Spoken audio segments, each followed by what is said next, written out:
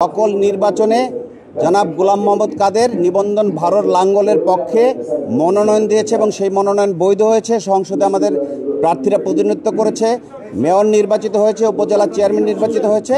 কাজে এই ব্যাপারে আমরা আশাবাদী যে এটা সঠিক থাকবে। একটা কাউন্সিল করেছিল, তারা নির্বাচন কমিশনে জাতীয় পার্টির নিবন্ধন এবং জাতীয় পার্টির প্রতীকের দাবি করেছে।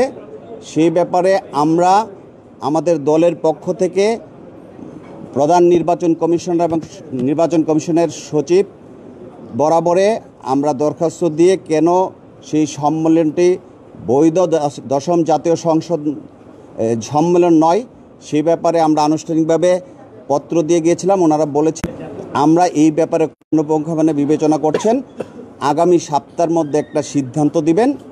আপনারা জানেন জাতীয় পার্টির নিবন্ধন ভারত এবং আমাদের চেয়ারম্যান GM কাদের এর পক্ষ থেকে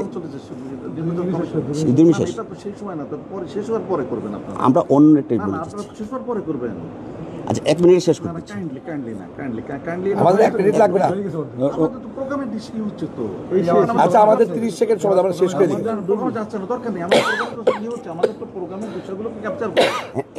এতক্ষণ শেষ হয়ে যেত আপনি যখন কথা বলেন শেষ হয়ে যেত, আমাদের শেষ টাইম 1 মিনিট লাগবে না।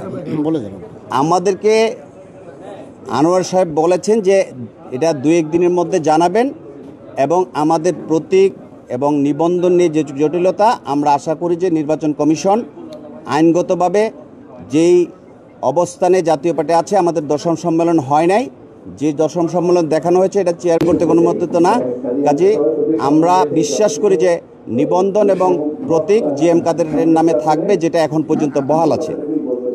আমরা এই ব্যাপারে কথা বলেছি, ওনারা আমরা 2-1 দিনের মধ্যে জানাবেন। যারা দাবি করছেন সেই দাবিটা কোনোভাবেই গ্রহণযোগ্য না, সম্মেলনটা গ্রহণযোগ্য না এবং আমাদের পক্ষ থেকে সেই জিনিসটা আমরা ওনাদেরকে লিখিতভাবে জানিয়েছি এবং এটা পরিষ্কার করেছি।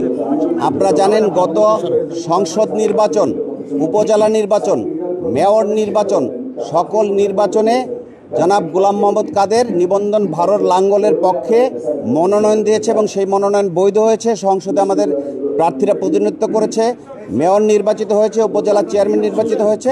কাজে এই ব্যাপারে আমরা আশাবাদী যে এটা সঠিক থাকবে। আপনাদের সবাইকে ধন্যবাদ।